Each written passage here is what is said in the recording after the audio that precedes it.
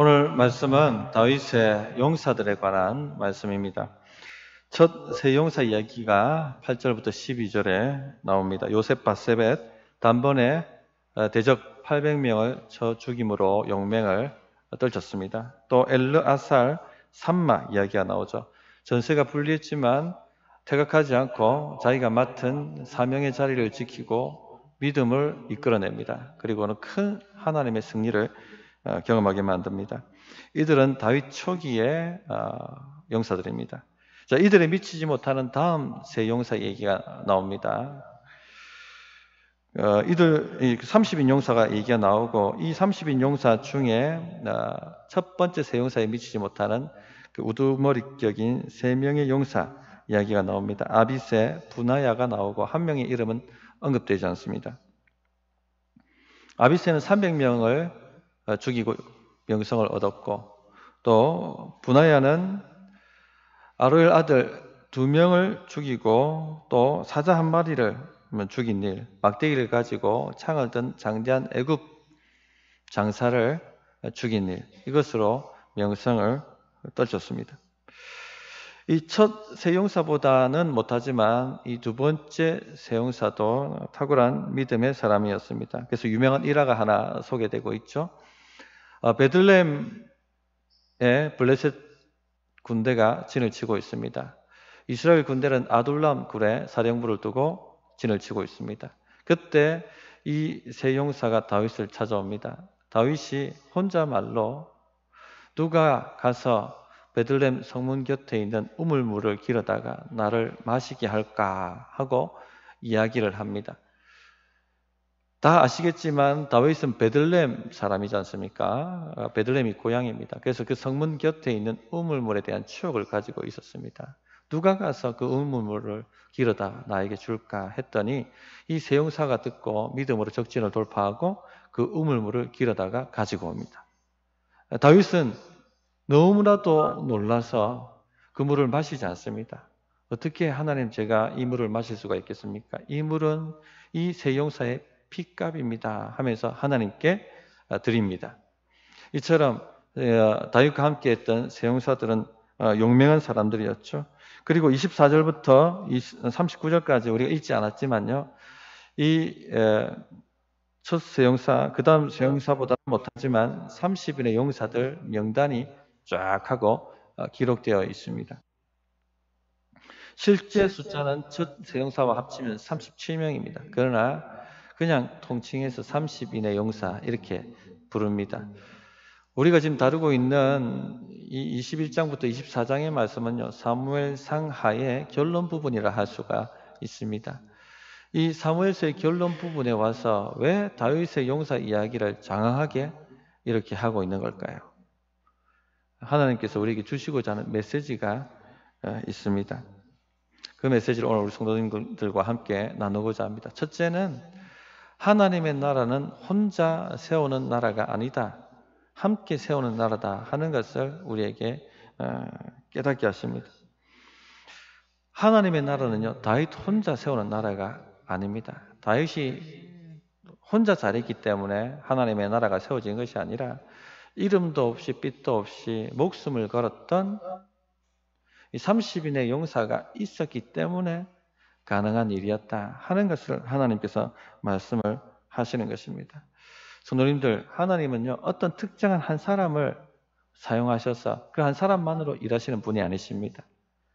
이름도 없고 빛도 없지만 수많은 믿음의 사람들을 일으키시고 그 사람들을 통해서 교회를 세우시고 하나님의 나라를 일구어 가시는 분이십니다.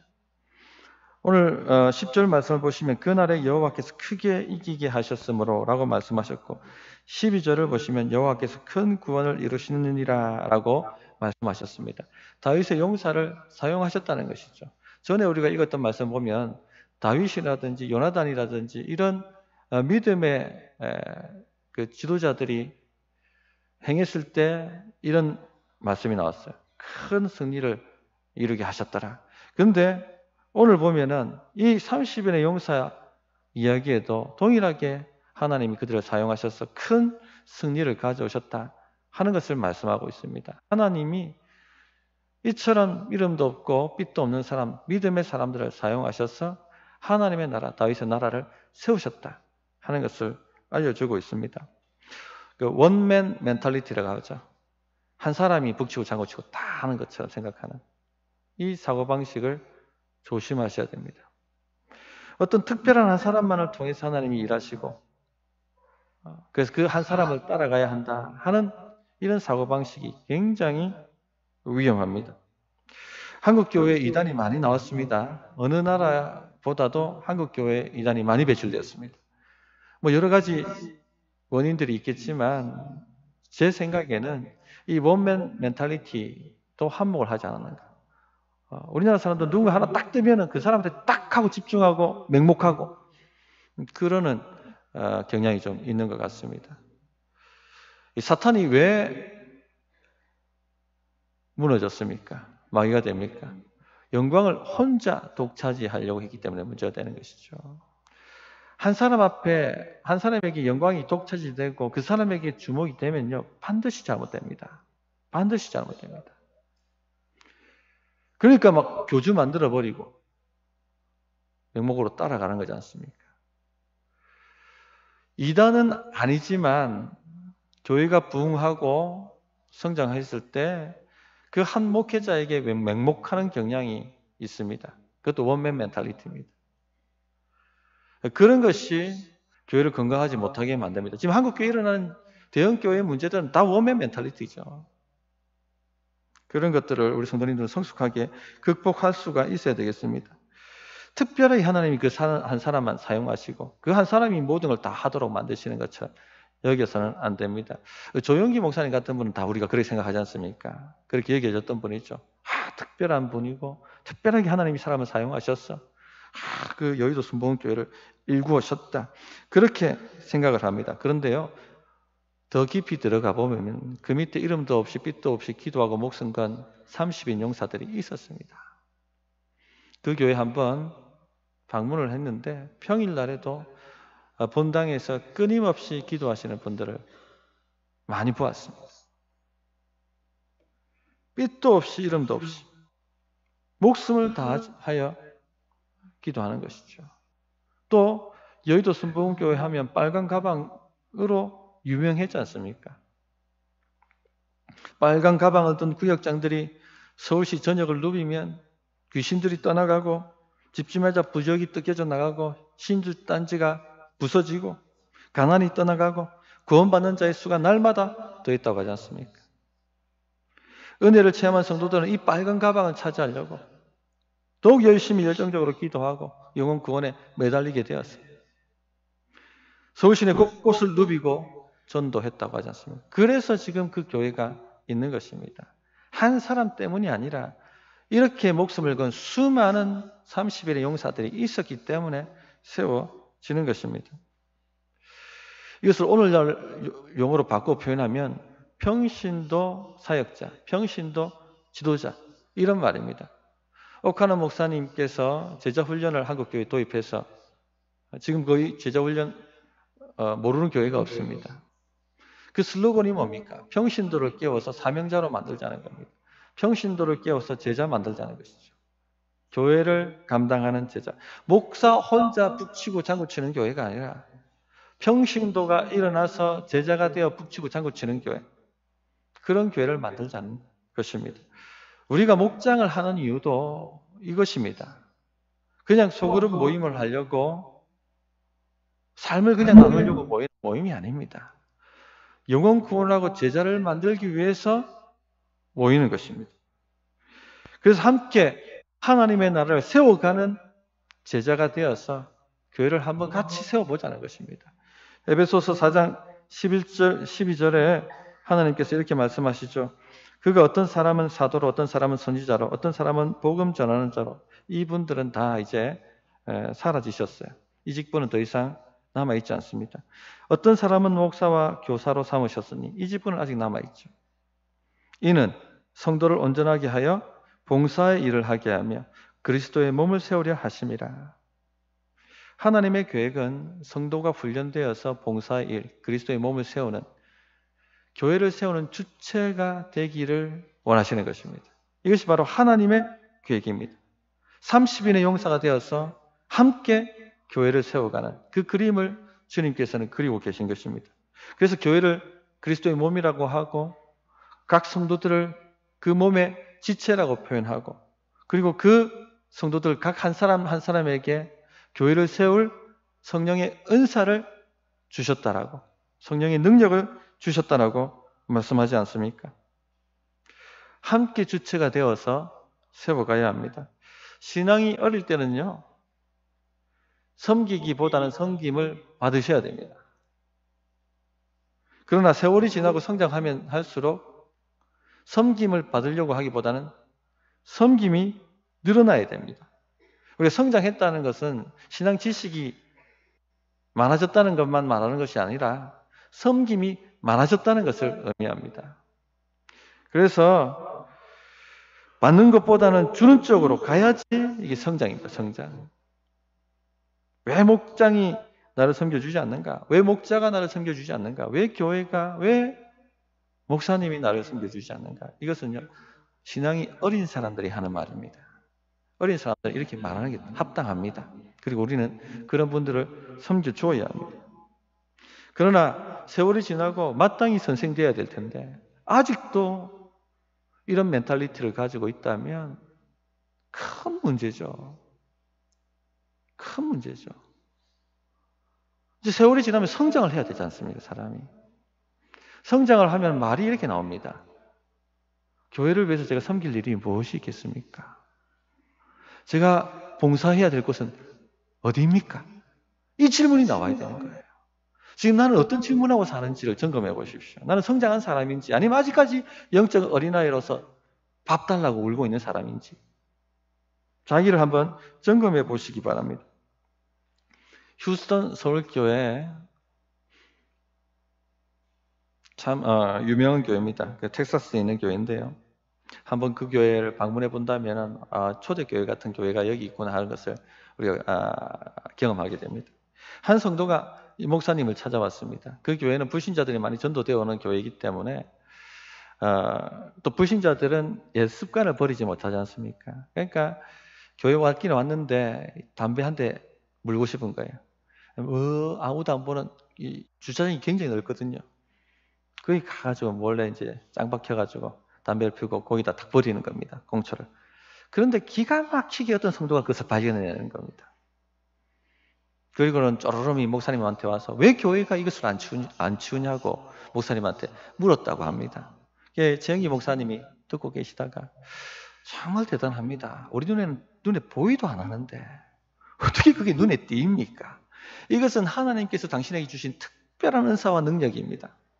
그러므로 성도님이 이제 영적 어린아이가 아니니까 성도님이 사역팀을 만들어서 직접 해보시면 어떻겠습니까? 하고 제안을 하셨답니다. 그러자 이분이요, 교회에다 광고를 내셨어요.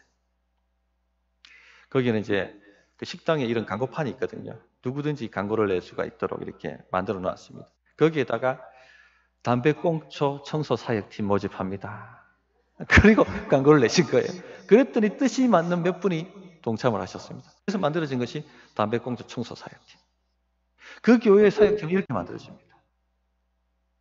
제가 수요 기도회 때 하나님을 경험하는 삶이라는 강의를 했었습니다. 몇 주간에 걸쳐서. 하나님이 일하시는 곳을 발견하고 거기에 내가 뛰어들고 참여하는 것. 그것이 바로 하나님의 일에 참여하는 것이라고 말씀드렸습니다. 아무도 보지 못하는데 하나님이 그 사람한테 보게 하신 것이죠. 콜링입니다. 그것을 깨닫고 그 일에 참여하고 그리고 하나님의 일을 경험하는 겁니다. 사람이 모이고 사역팀이 하나 구성되어지고 역사가 나타나고 그런 일들이 일어난 것이죠. 우리가 은혜를 받으면요, 섬기고 싶어 합니다. 좋은 일입니다. 교회 봉사를 하고 싶어 하는 마음이 생겼다는 것은요, 예수님의 제자로서는 당연한 일입니다. 너무 좋은 일이죠. 그런데 내가 하고 싶은 일을 하시려고 하지 마시고 주님이 보여주시는 일을 하셔야 됩니다. 남의 눈에 안 띄는데 내 눈에 띄는 그 일, 누군가 해줬으면 좋겠다고 생각하는 그 일, 하나님의 콜링입니다. 그 일을 하기 위해서 팀을 만들고 사역을 한번 만들어 보시기 바랍니다. 물론 교회는 질서가 있어야 되기 때문에 하고 싶다고 다 할 수 있는 건 아니죠. 그리고 막상 시작했다가 책임 못 지고 나가 떨어지면 굉장히 큰 곤란이 생기거든요. 그래서 교회는 당회라는 조직이 있어서 살피고 조정하고 하는 역할들을 감당합니다. 그러나 약간의 위험 부담이 있다 할지라도 자원하시는 분들, 이런 자생적 사역들이 보이시는 분들은 사역팀을 만들어 헌신을 했으면 좋겠고, 또 그런 걸 열어줬으면 좋겠습니다. 우리가 맑은 공기를 마시고 싶으면 창을 열지만 창을 열면 먼지도 함께 들어오지 않습니까? 그렇다고 닫고 살 수는 없잖아요. 성령의 사역이 일어나려고 한다면은 이런 자생적 사역들에게 문을 열어줘야 됩니다. 그기에 성령의 역사가 있기 때문에 그렇습니다. 그래서 건강한 교회는요, 위에서 내려오는 사역과 아래에서 올라오는 사역이 균형을 맞추는 겁니다. 위에서 내려오는 사역이 있습니다. 임명직. 밑에서 올라오는 사역, 자생적 사역입니다. 눈에 보이고 그 일을 하고 싶다고 자원하는 사람들이 일어나는 것이죠. 우리 교회도 이런 사역팀들이 많아요. 있습니다. 제가 입으로 얘기하면 또 그분들 띄운다 생각할까봐 말씀을 못하겠어요. 근데 이런 것도 말할 수 있어야 돼요. 할렐루야. 가장 좋은 것은요, 영혼 구원하고 제자 만드는 일에 헌신해 보시기 바랍니다. 왜냐하면 이것이 교회의 존재 목적이기 때문에 그렇습니다. 지향점을 자꾸 거기에 맞춰야 됩니다. 우리가 어떤 모임을 하든지 어떤 행사를 하든지 직간접적으로 영혼 구원하고 제자 만드는 일에 초점을 맞추고 됩니다. 우리가 왜 모이는가? 왜 이 일을 하는가? 할 때 항상 질문이 이 일이 영혼 구원하고 제자 만드는 일에 관련이 있는가라고 질문을 해야만 하는 것입니다. 그게 의식화되어 있어야 돼요. 이번에 삼남전도회가 전도 대상자 초청해서 음악회를 했죠. 그게 어떤 큰 열매가 있었다 없었다 이것보다는 제 마음이 깊은 것은요, 지향점이 그렇게 바뀌고 있다는 겁니다. 교회 문화가 이렇게 바뀌면 굉장히 힘 있는 교회가 됩니다. 사명 중심의 교회가 되는 겁니다.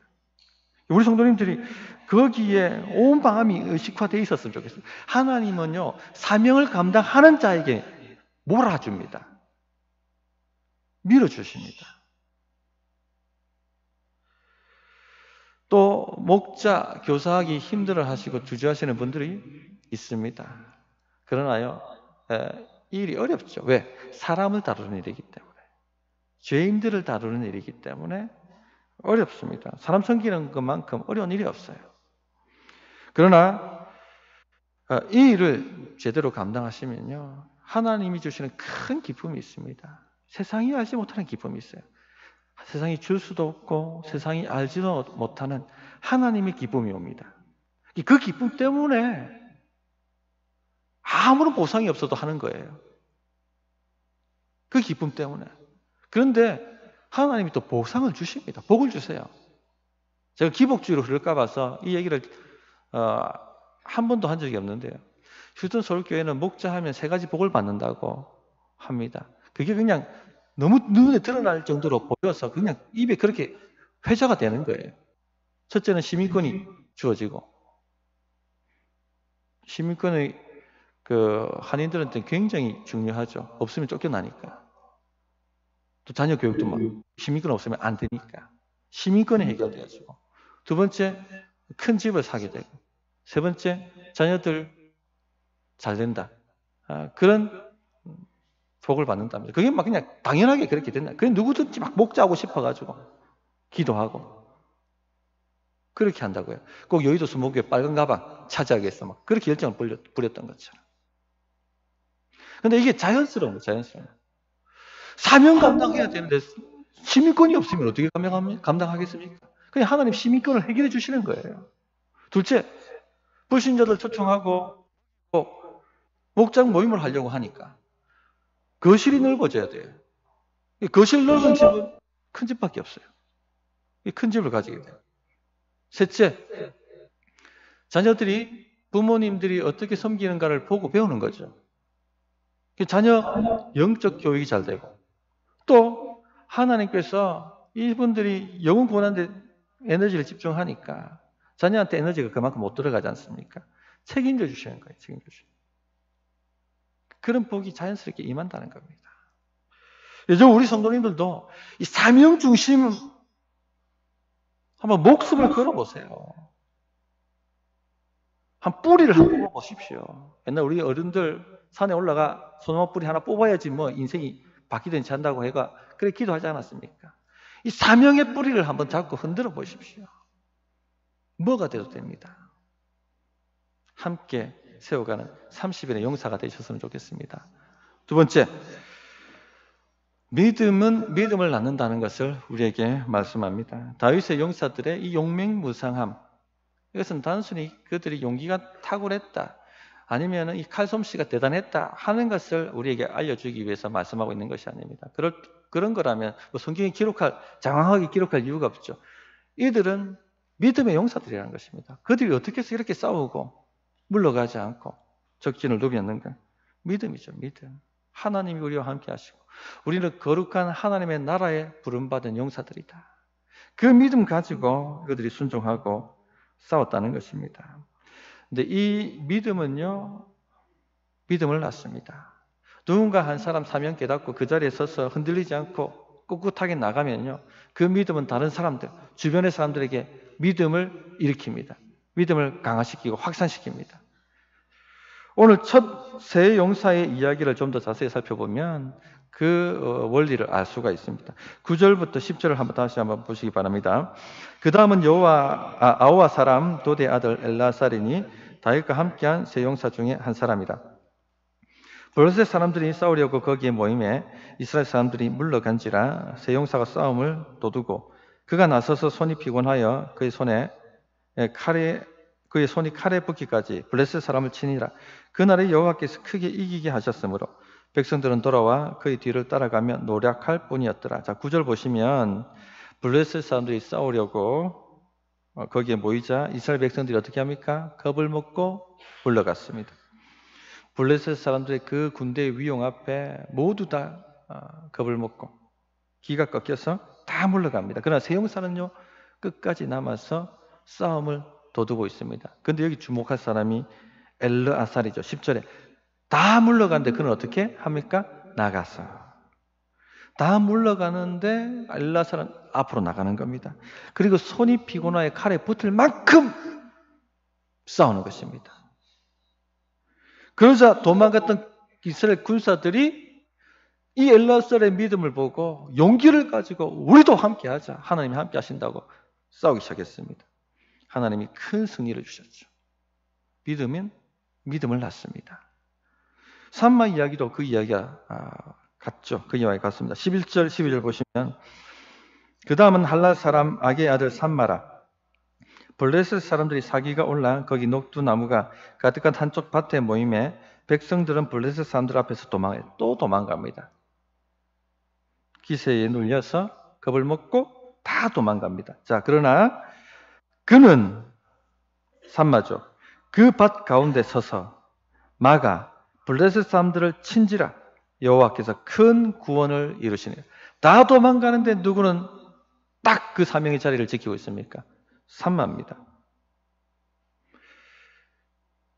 큰 구원을 이루시느니라. 산마 혼자서 그 모든 대적을 다 섬멸시켰다는 얘기가 아닙니다. 이 산마가 믿음으로 그 자리를 지키고 꿋하게 싸우고 있는 모습을 보고 도망갔던 군사들이 우리도 하나님이 함께 하시는 줄 믿고 나가자 하고 와 하고 몰려들었다는 것입니다. 그래서 거기에 큰 하나님의 구원이 이루어졌다는 것입니다. 여기 다 이 말이 포함되어 있는 것입니다. 성도님들, 이처럼요, 믿음은 믿음을 낳습니다. 누군가 믿음에 굳게 서서 사명의 자리를 떠나지 않고 묵묵하게 나가는 사람을 보게 되면 믿음이 일어납니다. 그래, 우리도 저 사람도 저렇게 믿음으로 싸우는데 우리도 해보자 하고 싸우게 되는 것입니다. 이 다윗에게 믿음의 사람들이 몰려들었는데요, 다윗도 믿음의 사람이기 때문에 그렇습니다. 골리앗이 이스라엘 백성들을 위협할 때 한 사람도 골리앗 앞에 나서는 사람이 없었습니다. 이 불신도 확산이 되거든요. 왕 사울이요, 겁을 먹고 물러서 있으니까 온 이스라엘 백성들에게 이 불신이 전염이 되어버렸습니다. 다 도망가고 숨어서 한 소리도 못하는 거예요. 하나님의 이름이 모욕을 당하고 있는데도 누구 하나 나서가지고 이 골리앗을 대적하는 사람이 없습니다. 그때 다윗이 나서죠. 그 다윗이 나서면서 하는 말이 있습니다. 그 말을 보면 다윗의 믿음이 어땠는가 하는 것을 알게 합니다. 사무엘상 17절 45절 이하에 이렇게 말씀하죠. 다윗이 블레셋 사람에게 이르되 너는 칼과 창과 단창으로 내게 나오거니와 나는 만군의 여호와의 이름 곧 내가 모욕하는 이스라엘 군대의 하나님의 이름으로 내게 나가노라. 오늘 여호와께서 너를 내 손에 넘기시리니 내가 너를 쳐서 내 목을 베고 블레셋 군대의 시체를 오늘 공중에 세워 땅에 들짐승에게 주어 온 땅으로 이스라엘 하나님이 계신 줄 알게 하겠고 또 여호와의 구원하심이 칼과 창에 있지 아니함을 이 무리에게 알게 하리라. 전쟁은 여호와께 속한 것인즉 그가 너희를 우리 손에 넘기시리라. 자, 여호와의 구원하심이 칼과 창에 있지 않다. 그럼 어디에 있습니까? 여호와의 구원이 칼과 창에 있지 않으면 도대체 어디에 있습니까? 믿음이죠, 믿음. 믿음에 있습니다. 이 고백을 하고 난 다음에 다윗이 들어가서 골리앗을 때려잡습니다. 이때 다윗의 나이가 고등부 학생이에요, 고등학생. 이 고등학생이 이 믿음의 고백을 하고 여호와의 구원하심은 칼과 단창에 있는 것이 아니라 믿음에 있다 하는 고백을 하고 나가서 골리앗을 잡으니까 이 뒤에 숨어가지고 찍소리 못하던 그 군사들이요, 믿음이 일어난 거예요. 아니, 고등학생도 저렇게 목숨 걸고 하는데, 고등학생도 하나님 믿고 저렇게 일을 하는데, 그리고 와! 일어나가지고 그날의 블레셋 대군을 완전히 섬멸하지 않습니까? 믿음은요, 믿음을 낳습니다. 믿음은 믿음을 일으킵니다. 왜 다윗에게 이 믿음의 30인 용사가 몰려들었을까요? 사울 왕에게는 이 믿음의 30인 용사가 없습니다. 그런데 다윗한테만 목숨을 함께 걸어주는 믿음의 용사 30명이 있었습니다. 왜 그럴까요? 믿음이 믿음을 낳기 때문에 그렇습니다. 유유상종이에요. 요나단이 다윗에게 완전히 빠져가지고 의형제를 맺지 않습니까? 왜 그럴까요? 요나단도 믿음의 사람이에요. 기억나실지 모르겠습니다만 블레셋 때문에 그날에도 이스라엘 백성들이 겁을 먹고 찍소리 못하고 있을 때 이 요나단이 자기 부가 딱 하나 데리고 호롤단신으로 블레셋 수비대에 쳐들어가지 않습니까? 그가 그때 했던 말이 이 말입니다. 여호와의 구원은 사람이 많고 적음에 달리지 아니하였느니라. 하나님이 우리와 함께 하실 줄 믿는다 하고 딱 들어갑니다.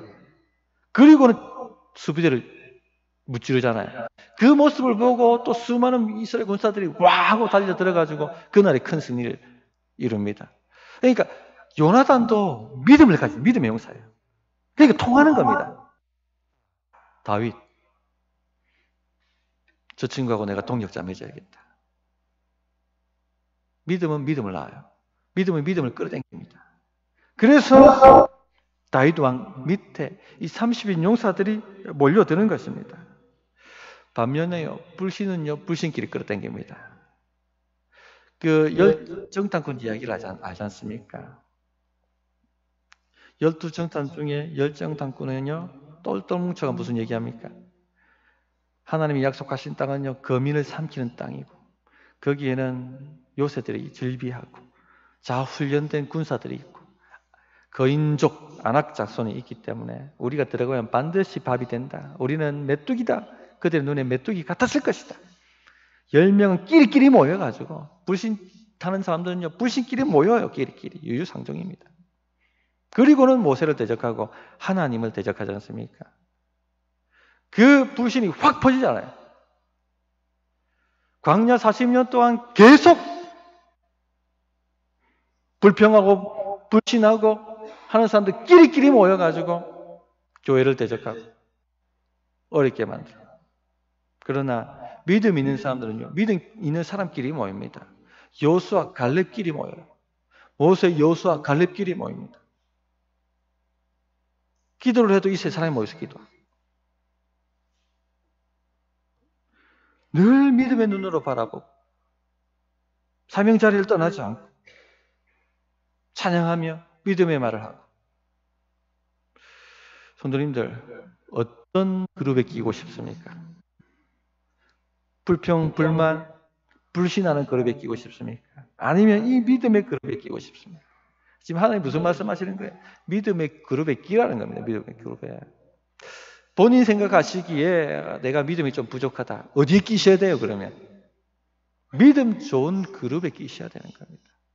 힘이 들어요, 그게. 갑자기 따라가려면. 성장하려면 그렇게 해야 되는 거예요, 성장하려면. 믿음 좋은 사람에게 딱 달라붙어 보십시오. 믿음이 성장합니다. 이 세상이 지금 그렇지 않습니까? 백종원의 골목 식당 하는 게 지금 있죠. 말도 많은데. 안 되는 식당 주인들 모시고 왜 안 되는지, 어떻게 하면 되는지를 이야기해 주지 않습니까? 안 되는 사람끼리 모여서 머리 막 하고 고민해봤자 답이 안 나옵니다. 근데 되는 사람이 와가지고 코치를 해주면 되게 돼 있는, 믿음도 마찬가지예요. 우리 성도님들이 딱 믿음이 있는 사람 딱 보이잖아요. 거기에 딱 달라붙어서 배우십시오. 그러면요, 믿음 성장이 일어납니다. 이 목장에서 이래요, 목장에서. 목자들이 바로 그 모델입니다. 목장 탐방을 해보니까 목자들이 삶을 안 나눠요, 자기 삶을. 이거는 목장이 큰 유익을 뺏어가는 겁니다. 목자가 말씀을 붙들고 어떻게 사는가를 나눔을 통해서 보여줘야지 성도들이 배우고 그 믿음을 따라가는데, 본인들이 안 나누니까 제가 이 문제가 지금 여기 있다는 생각이 딱 들더라고요. 우리 목자들이 말씀을 붙들고 어떻게 사는지 그걸 나누셔야 돼요. 내가 지금 이런 어려움이 있다. 그러나 나는 이 믿음을 가지고 기도하고 있다. 그리고 그렇게 하나님이 큰 승리를 이루는 모습을 보고 믿음 약한 성도들이 따라가는 겁니다. 나도 저래 살아야 되지. 나도 저렇게 살아봐야지. 그런 역사가 좀 우리 목장에 막 좀 일어났으면 좋겠습니다. 교회는요, 믿음 가득한 사람이 모여야 됩니다. 믿음의 용사들로 가득 차야 됩니다. 위기가 와도 흔들리지 않고, 어떤 어려움이 와도 불신의 말이 나오지 않고, 찬양하며 하나님만 바라보고 철이 철을 날카롭게 한다고 하지 않습니까? 믿음이 믿음을 날카롭게 만듭니다. 그런 사람들이 많아지는 우리 교회가 됐었으면 좋겠습니다. 셋째, 믿음은 일상에서 만들어진다는 겁니다. 여기 용사들이 800명 처부 쓰고 300명 처부 쓰고, 자, 이렇게 상대하는 것은요, 믿음 아니고서는 해석이 안 되는 얘기입니다. 이거는 인간의 힘으로 할 수가 없는 일이죠. 모두 도망치는데 딱 자리를 버티고 서서 막아서는 것, 믿음 아니고는 말할 수 없죠. 적진을 향해서 우물물을 길러가는 것, 믿음 아니고서는 해석이 안 됩니다. 자, 하나님은 믿음을 보시고 역사를 하시죠. 그래서 큰 승리를 주셨습니다. 자, 그런데 이 믿음이 그날 갑자기 생긴 게 아닙니다. 일상을 통해서 믿음이 훈련되고 만들어진 것입니다. 다윗이 골리앗을 잡고 난 다음에 잡으러 갈 때 사울 왕에게 했던 말에 보면 여기에 힌트가 나와요. 사무엘상 17장 보면 34절 이하에 보면 다윗이 이렇게 얘기합니다. 다윗이 사울에게 말하되 주의 종이 아버지의 양을 지킬 때 사자나 곰이 와서 양떼에서 새끼를 물어가면 내가 따라가서 그것을 치고 그 입에서 새끼를 건져내었고 그것이 일어나 나를 해하고자 하면 내가 그 수염을 잡고 그것을 쳐 죽였나이다. 주의 종이 사자와 곰도 쳤은즉 살아계시는 하나님의 군대를 모욕한 이 할례받지 않은 블레셋 사람이리까 그가 그 짐승의 하나와 같이 되리이다. 또 다윗이 이르되 여호와께서 나를 사자의 발톱과 곰의 발톱에서 건져내셨은즉 나를 이 블레셋 사람의 손에서도 건져내시리이다. 자, 다윗의 일상은 양을 치는 거죠. 아버지가 맡긴 일입니다. 그런데 그 일을 어떻게 했습니까? 믿음으로 했습니다. 사자가 양을 하나 물고 가면 싹구는 이거 물고 갔는갑다 생각하지만 다윗은요, 사명이었어요. 이게 하나님이 맡기신 사명이었습니다. 하나님을 믿고 그 곰과 사자를 잡으러 가는 겁니다. 물매를 들고 그 어린아이가. 그리고는 고백합니까? 여호와께서 나를 사자의 발톱과 곰의 발톱에서 건져내셨습니다. 하나님의 역사를 경험한 겁니다. 믿음이 단련되고 훈련된 거죠. 그러니까 골리앗 위기 앞에서도 이 믿음이 빛을 발하는 겁니다.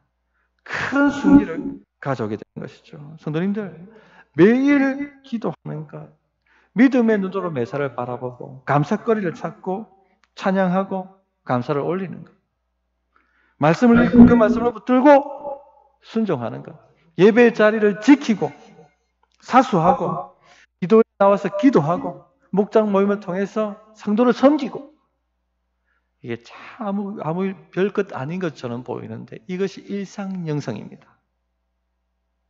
이것이 일상 믿음이 훈련되는 거예요.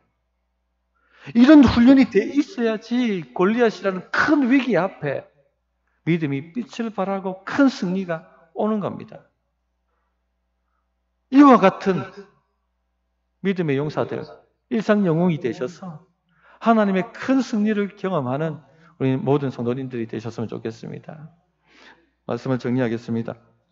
다윗의 용사 이야기를 했습니다. 성경에서 장황하게 이 용사들 얘기 적어 놓은 것은 이유가 있습니다. 첫째, 함께 하나님 나라를 세워가는 30인의 용사가 되어달라 하는 하나님의 당부입니다. 당부. 둘째, 믿음은 믿음을 낳습니다. 내가 믿음을 지키고 이 자리에 서 있으면 나만 사는 게 아니라 교회가 삽니다. 내 목장이 삽니다. 아멘이십니까? 셋째, 이 믿음은요, 일상에서 만들어집니다. 매 순간 사명인 줄 알고 그 자리를 지키고 기도하고 말씀 붙들고 살려고 벌부둥 치고 성도 섬기려고 하는 그 작은 일이 나의 믿음을 단련시키고 훈련시켜서 결국 큰 승리를 이뤄낸다 하는 것 기억하셔서 하나님께 쓰임받는 귀한 우리 교회 또 성도님 되시기를 바랍니다. 어떻게 응답해야 될지 1분간 기도하겠습니다.